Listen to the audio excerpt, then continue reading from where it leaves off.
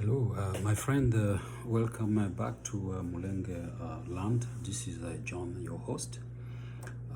Greet you again, and I hope that you have been enjoying our program so far, presenting you with the land or the place called Mulenge.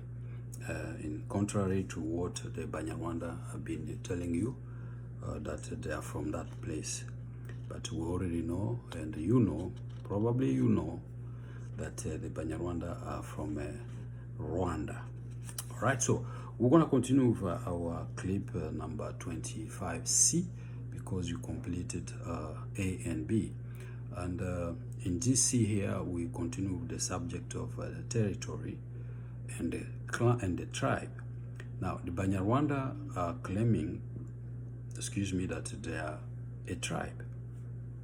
And we agree historically that they are tribe because they are Banyarwanda, because they came from Rwanda.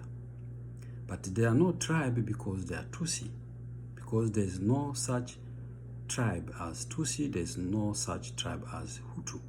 So now we saw in clip A and 25A and 25B that they came, as they claim, as you will see, they claim that they came in three different vagues. And then one of them came in 1804, then 1820, and then 1870. That was Dr. Taniki who was saying that in the video that we saw last time, and we'll try to repeat it again tonight. So they came in three vague, in those three dates: 1804, 1820, 1820, and 1870. Now, my friends, these were assumed that they did not know each other because they came from Rwanda, Burundi, and Tanzania. That's what they claim. So if they came from those three different periods and three different places, that means they were three different people. We demonstrated that it is not true because three tribes cannot combine and become one tribe because tribes do not have the same ancestor. They don't. Now they cross into what we know as the Democratic Republic of Congo. Now the question that we're going to ask is, where do they establish themselves? Do they establish in three different places? Do they establish in one place? And how do they call that land that now they occupy? And remember, they occupy that land while they are still three different tribes, because they are three different people, because a person who comes from Rwanda is not a person who comes from Burundi or Tanzania. They are three different places. Historically, they are three different places, but for them, they claim that their forefather and their parents came from three different places and then they met in Eastern Congo. Now that's what we're going to discuss now. The land that they occupy. What is the land that they occupy? How is it called? Where is it situated? Is it the Mulenge they claim to be today? What's the name exactly? What's the name of that place? All right, so we'll try to read in the mind of some PhD holders, because remember, these are people that they really study, they go far in their education, and many of the Banyarwanda that in Democratic Republic of Congo, they are educated. Many hold PhD degrees. But you can imagine how as they go far into school, they also learn how to lie, how to deceive, how to manipulate. All right, so they know what they are doing. Unfortunately, the international community and the majority of the Congolese people are so naive that they think that every time a Mnyarwanda who claim to be a Congolese come on the TV, on the platform, on social media and explain their situation, they think that they are telling the truth. But at least on the cultural perspective here, that's where we are. That's what we have been explaining, that there's some falsehood in their stories, in their narrative. All right. So now we need to keep also in mind that when we read, when I explained the last two clips, 25A and B, I quoted two persons that gave the definition of a lie. So in the book of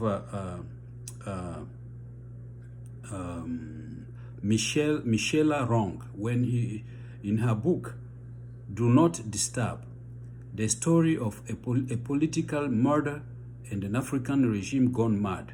Again, in her book, Do Not Disturb, the story of a political murder and an African regime that got mad, published in 2000, I believe, I don't remember the date. The author here cited two persons, Hitler and one of the former foreign minister of Rwanda, Agathe, and how they said that when you repeat over and over a lie, people live it and believe it.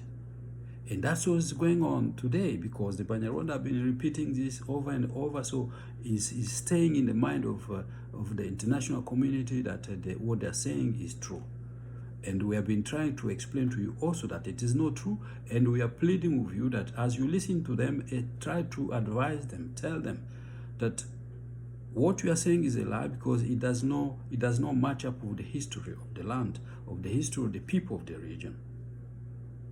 So tonight we're going to try again to read in the mind of, revisit the video that Taniki explained on YouTube, and then we'll read some passage in the book, in the PhD dissertation of Rukundwa, and then we'll read other PhD holder, and then we'll see what they say. Okay, so I want you to stay with me. It may be a little bit longer, but we are trying to make sure that you understand exactly who you are dealing with, who is Munyarwanda, especially when that Munyarwanda identify himself or herself as a Tutsi, from a Tutsi class or social group.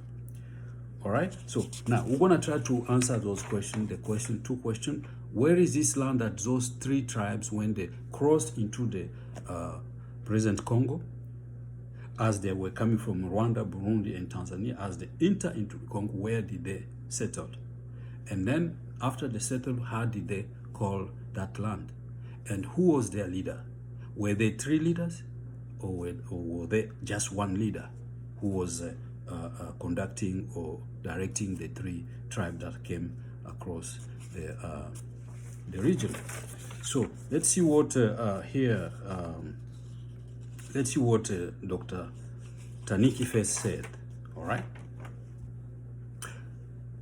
Dr. Taniki, onwards from his remark in the 2021 YouTube video at the invitation of Pastor Scott Sittig of the Free New Hope Methodist Church here in the United States, he said, I quote, "So because of that lifestyle of livestock, people," meaning here his grandparents who arrived in 1804, 1820, 1870, moved from area to area.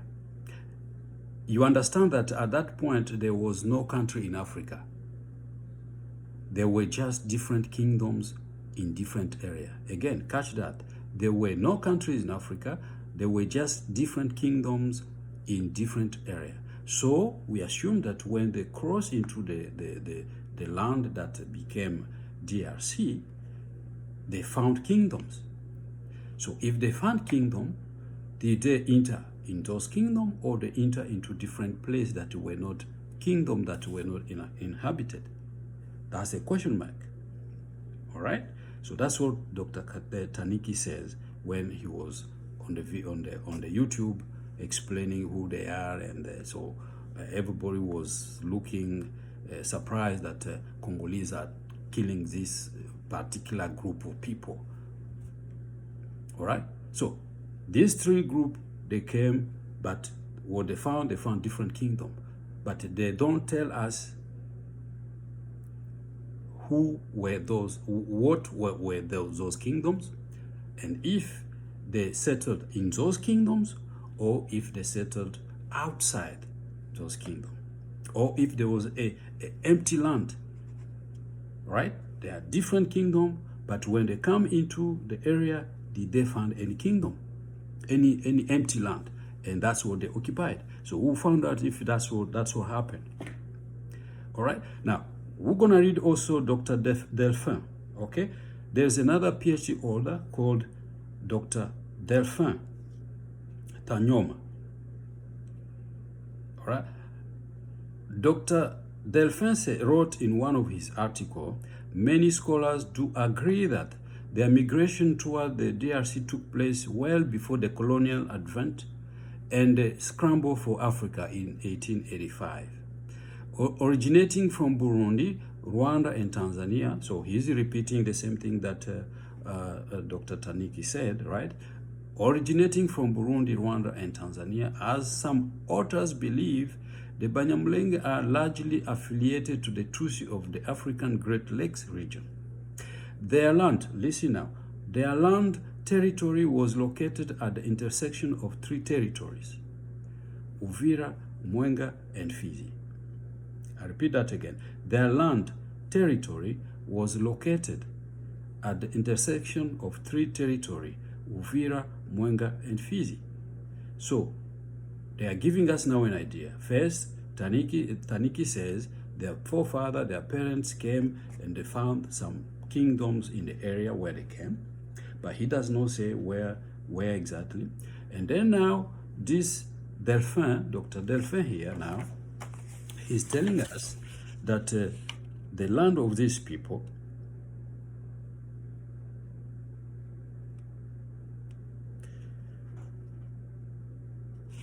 that their land now was located at the intersection of three territories. Intersection means at the middle. That means we have three territories, and then the middle is empty, and then they come and establish themselves in that area. Now, historically, does it make any sense? Geographically, does it make any sense? Because territory, usually they have borders. And if territory have borders, how can a people, for instance, three people, because there are three different people coming from Burundi, Rwanda, and Tanzania, right? So they cross into the region that they don't know, but they know that around them, surrounding their kingdoms, and then so they go and then establish themselves at the intersection of three territories. So how is it possible geographically? Because territory has borders. So what is the border of territory 1? What is the border of territory 2? What is the border of territory 3? And all these three, and then they come and establish themselves at the center, in the middle, at the intersection of those three territories. So somebody have to be either stupid or mentally sick to understand or to agree with you, Dr. Ntanyoma, that you came and you cross one kingdom, you cross another kingdom, and you cross another kingdom and establish, and you create one territory in the middle of three territories. And we are trying to understand here, because territory came from chieftaincy, and chieftaincy comes from kingdoms, because before the colonization there were kingdom, or royaume en français, in French. And then the colonial authority changed the royaume or the kingdom to chefferie. So they made those kings become chief. And then as the administration continues develop, they change chieftaincy to territoire or territory. So those three territories, they just evolved or developed, while this one new one is evolving also in the middle at their center. Come on. Anyway, that's what they're saying, and that's what they're telling you. So when they come to your office, senator, dear senator, or member of parliament, or leader of an organization, they come to your office and they tell you that, look, we came, our parents came, and then they established themselves at the center, at the intersection of three territory. Come on, take a time, pause, and ask a correct question. That means three territory, there's nothing in the middle, and they cross one land, They cross one kingdom and they come and form one territory in the middle.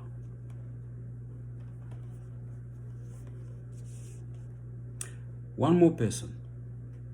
Kidoge wrote his graduation paper in 1985 in the search for his BA in history. He wrote, I quote, "The etmonym Banyamulenge is not a recent calling, as many are said. It dates back to the first Rwandan migration during the 16th century and used by those who remain in pre-colonial Rwanda, which is reign of King Ruganzu II between 1510 and 1543. So according to this Kidoge here, Kidogi here in 1985, and he wrote that in his graduation paper, that these Banyarwanda that we are talking about today, that come to your TV, come to your offices and tell you that they are called Banyamulenge, that they came in the 16th century. That's when they came. And not only they came in 16th century, but those who remained in Rwanda were calling them Banyamulenge. That's what they are writing.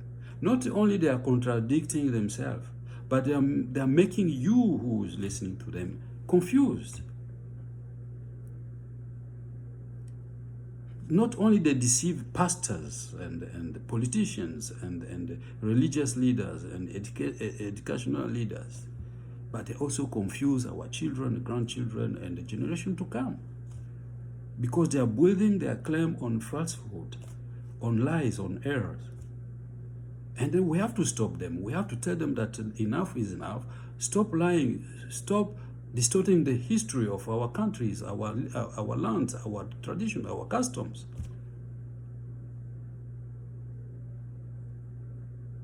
So these three educated fellows, they are well educated, that they have PhD degrees. They go to famous university, some in Europe, some in Canada, some here in the United States, with the mindset of lying, deceiving, so that they can be accepted. They can be accepted, they can reach that which they are longing for. So let's see what these three passages here are saying. What Dr. Taniki said, that they came in 1804, 1820, 1870. They did not find any country, but they found some kingdoms in different areas, and so they just established somewhere. But they came as three tribes, three people, three different people, because they could not have come as Banyarwanda, because there was no Banyarwanda then in the kingdom of Tanzania or any other kingdom in Tanzania. There were no Banyarwanda in Burundi, in the kingdom of Burundi in 18 or 19 or 1700. There was no Banyarwanda in Burundi. The people there were called the Barundi, because they belonged to the king of Burundi. So they were Barundi.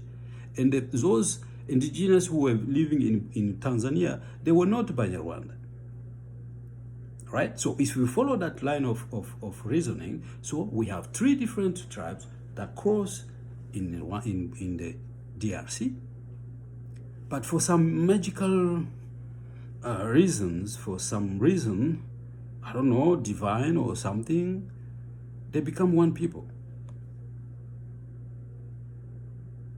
But if the Bafuliru and the Bavira and the Babembe and the Bashi and the Barega are hating them, or they don't like them, what about those explorers or those historians, those professors, those researchers that came to the land and they studied the area, and all of them identify them as the Rwanda or the Rwandais or the Banyarwanda? How is it possible that you, the Congolese today, whether you are a journalist or politician, you agree that those people that these European came and identified them as Banyarwanda because they did interview them? If they identify them as Banyarwanda, why are you condoning the new identity today? They are now people from Mulenge. When you know very well that Mulenge is a place, is a territory, is an ancestral land that belonged to a grouping of people, a tribe of Bafuliru. That land exists today, and it is in the grouping in the kingdom of the Bafuliru. And if you go today, you won't find Banyarwanda in that place. So what these three people are telling us? So they are telling us that their parents arrived in the area before colonization, meaning before the trace of the frontier or borders in 1884. They are also telling us that the only kingdom, meaning that they also did establish their own kingdom, at least three kingdoms if we follow their argument, though they came from, because they came from three different places. So one group from one kingdom, another group from one kingdom, another group from one kingdom, because they came from three different places. They didn't know each other.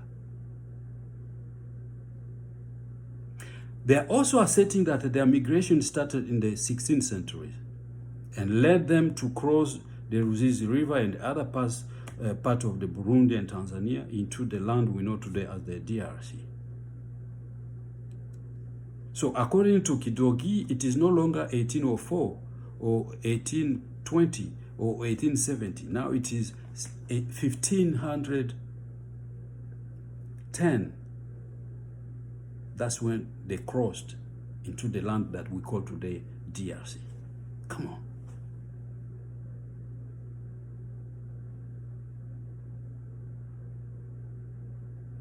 They are also telling us that now, over time, those three lands that they established became one. So they fusion and they combine that land, and now they start speaking the same language.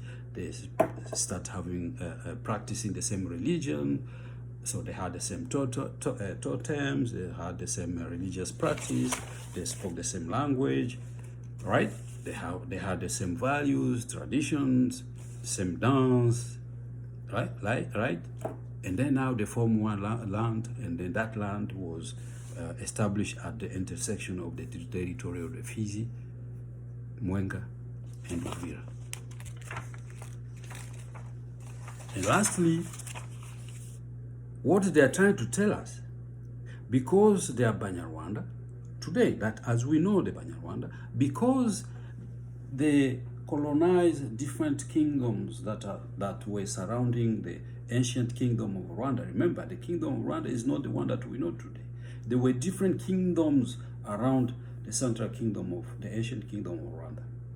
So because they colonized, the clan of Nyiginya colonized those other kingdoms, the Bugesera, the Bunyambiriri, the Gisaka, the Ndorwa, all those kingdoms, because they conquered them, now they are telling you who is listening to them that when they cross into the DRC, they also colonize all those kingdoms that were around them. Except, of course, the kingdom of the Bafuliru, the kingdom of the Babembe, the kingdom of the Bavira, and the kingdom of the Barega. So they were not able to colonize that, but they were only able to establish a kingdom, their own kingdom beside, just at the intersection. But so that's what they are telling us. But we can also imagine what they are not telling us. What they are not telling us, they are not telling us that before the colonization, we had kingdoms that were very well established. For example, if we read something in an article in the African Leadership magazine, all right, somebody wrote, I quote, long before the arrival of the European and British people in Africa, the continent has its particular form of leadership, whereby domain were ruled through kingdoms with great monarch. All right?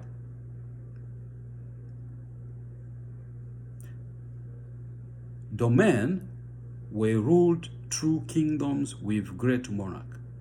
So if a monarch existed before 1884, that means that monarch had a land, had a military power, had a government, and had the border of its domain. And somebody in pre-colonial era, you could not just pass in somebody's land, in somebody's kingdom, if you don't explain yourself who you are.